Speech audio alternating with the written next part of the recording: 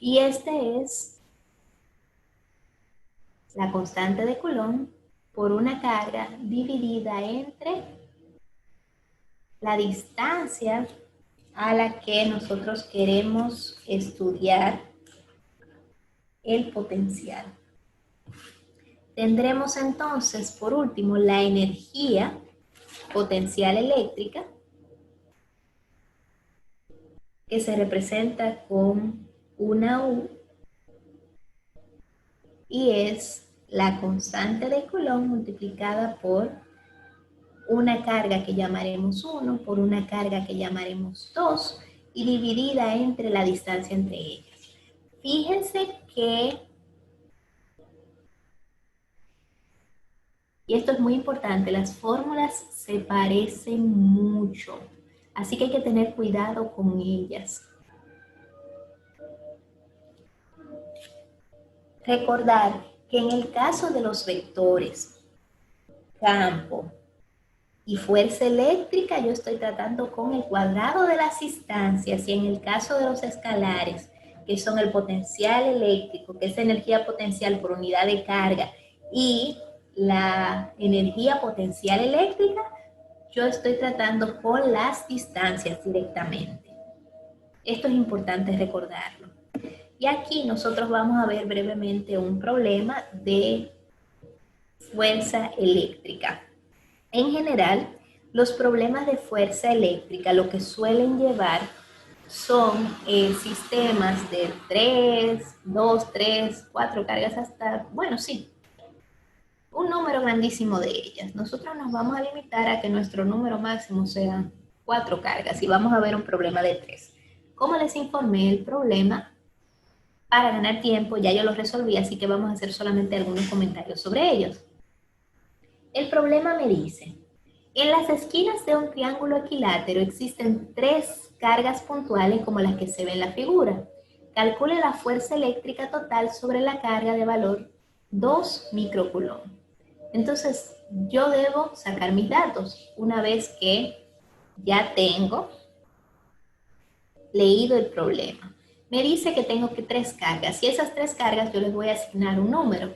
A la carga de 2 microcoulomb yo la llamé Q1, a la de 7 la llamé Q2 y a la de 4 la llamé Q3. Una vez que ya yo tengo mis datos, tengo que recordar que se trata de un triángulo equilátero. Entonces, para recordar un poco, un triángulo equilátero es un triángulo que tiene lados iguales y ángulos iguales. Por lo tanto, el ángulo de aquí adentro vale 60, este de aquí vale 60, igual que este, y los lados en cada parte valen 0.5 metros. Por eso yo puse R, 0.5. Luego vamos a tener la constante, que no me la van a dar porque es un valor conocido, así que eso yo tengo que tenerlo escrito aparte, que dijimos vamos a utilizar para la constante dieléctrica 9 por 10 a la 9 metros, newton, metros cuadrados, coulomb cuadrado.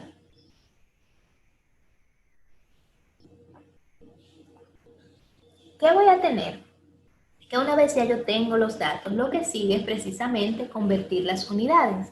Recordando que este prefijo que yo tengo aquí, que le decimos micro, significa 10 a la menos 6 de algo. En este caso será 10 a la menos 6 coulomb. Entonces tendré 2 microcoulomb será 2 por 10 a la menos 6 coulomb, 7 microcoulomb será 7 por 10 a la menos 6, y menos 4 microcoulomb será menos 4 por 10 a la menos 6 coulomb. ¿Qué voy a tener entonces? Que yo voy a trabajar con mi fórmula, recordando que mi fórmula lo que hace es que me da el módulo. Y los módulos, por comodidad no lo escribimos, pero los módulos nosotros sabemos que siempre son positivos porque están entre valor absoluto.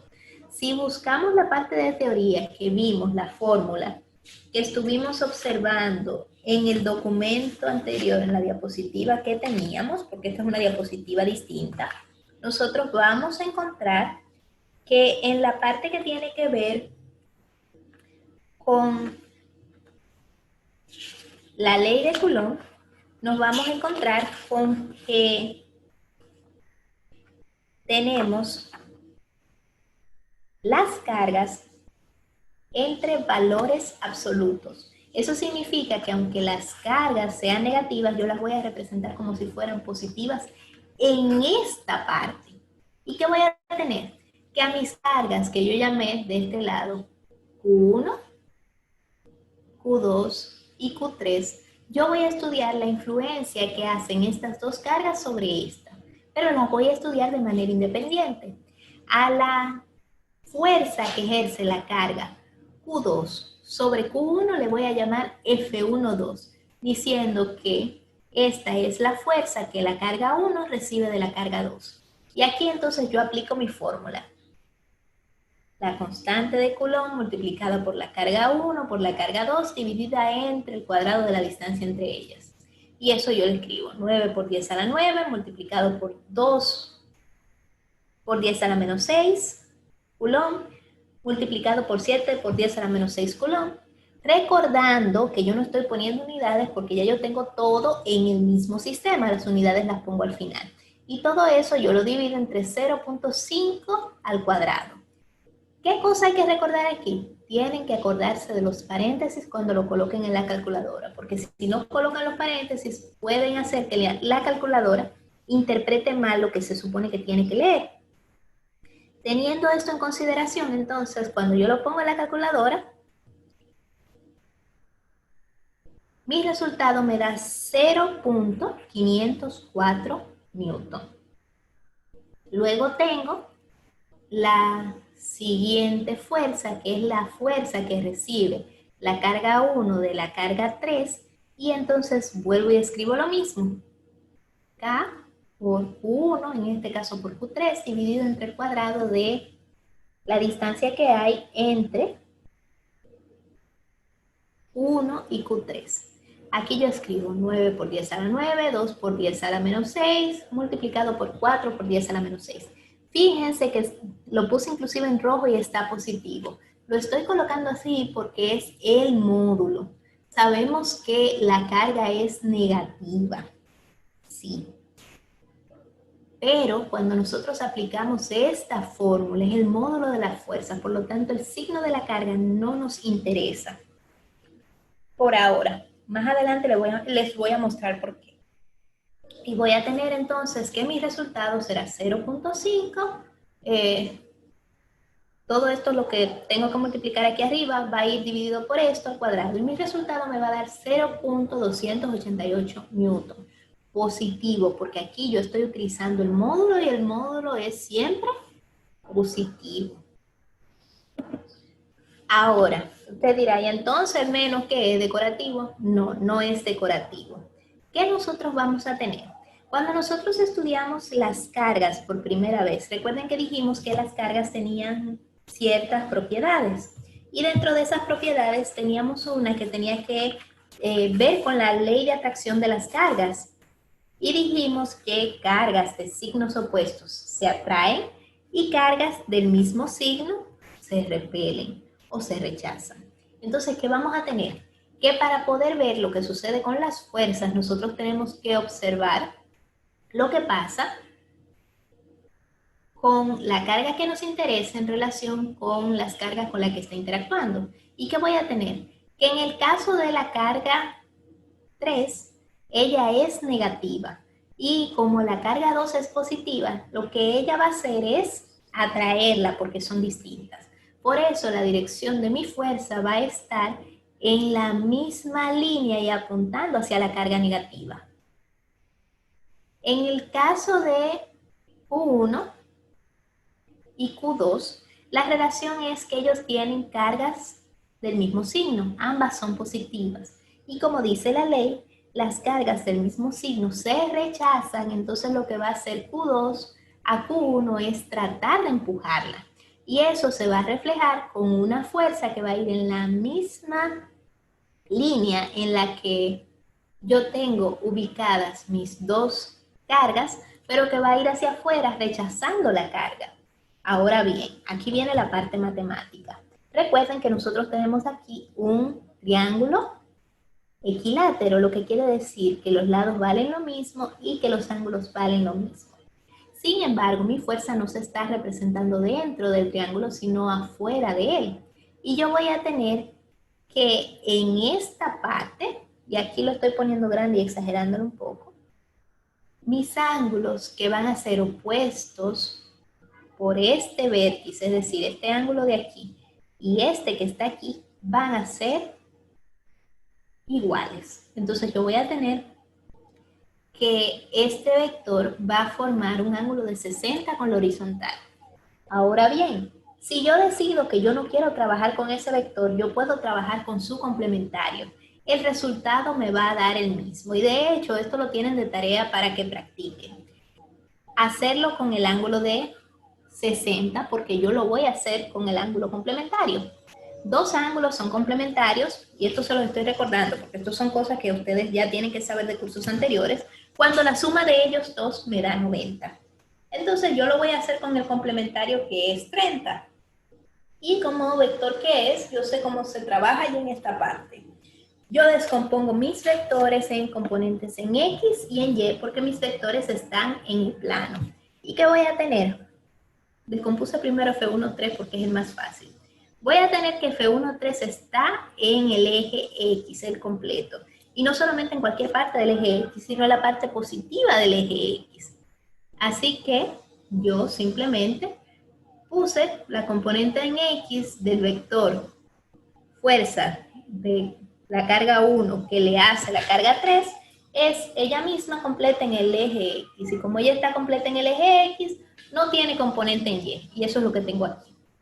Luego, tengo el vector F1,2. Dije que voy a utilizar el ángulo complementario, por lo tanto yo voy a utilizar el ángulo de 30.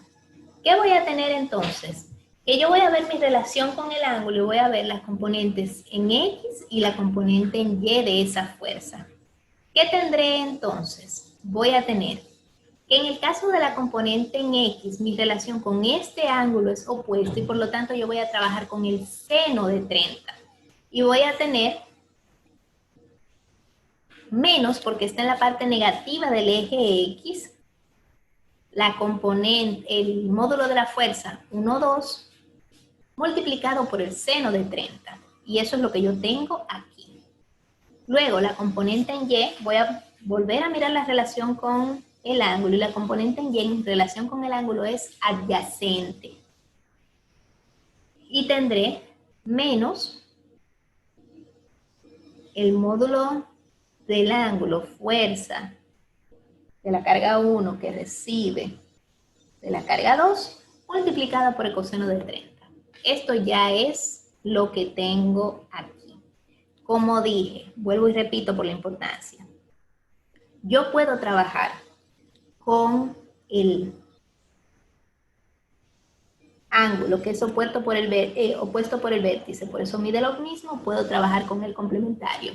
Yo estoy trabajando con el complementario, ustedes lo tienen de tarea, para que vean que da exactamente lo mismo. ¿Qué tendré entonces? Que una vez que ya yo saqué mis componentes, voy a escribir mi ecuación. Y mi ecuación es una ecuación vectorial, y mi ecuación vectorial lo que me dice es que la fuerza total, que es la que me están pidiendo que encuentre, es la suma de todas las fuerzas que están actuando sobre la carga 2, que en este caso será, perdón, sobre la carga 1. En este caso será la fuerza 1, 2 y la fuerza 1, 3. Pero esta de aquí es mi ecuación vectorial. Eso significa que yo voy a tener dos ecuaciones escalares que serán en el eje X y en el eje Y. Entonces, ¿qué voy a hacer? Escribir mi ecuación para el eje X, que será las componentes en X de F1,2X más F1,3 en X, y voy a tener menos 0.504, que es el módulo que ya había calculado antes por el seno de 30, más 0.288, que es el otro módulo que había calculado para las fuerzas que hace la carga 3 sobre la carga 1. Al sumar esto me da 0.036 newton. Y luego voy a tener en Y que voy a sumar las componentes del vector y voy a tener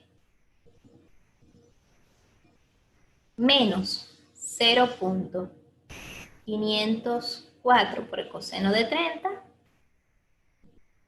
más 0 porque la fuerza que hace la carga 3 a la carga 1 no tiene componentes en el eje Y, y esto yo lo voy a sumar. Una vez que ya yo llegué aquí, me están pidiendo la fuerza eléctrica total, y como la fuerza es un vector, yo tengo varias opciones de presentación. Como en este caso no me pidieron la magnitud de la fuerza total, es decir, no me pidieron el módulo, yo puedo ponerlo como yo quiera.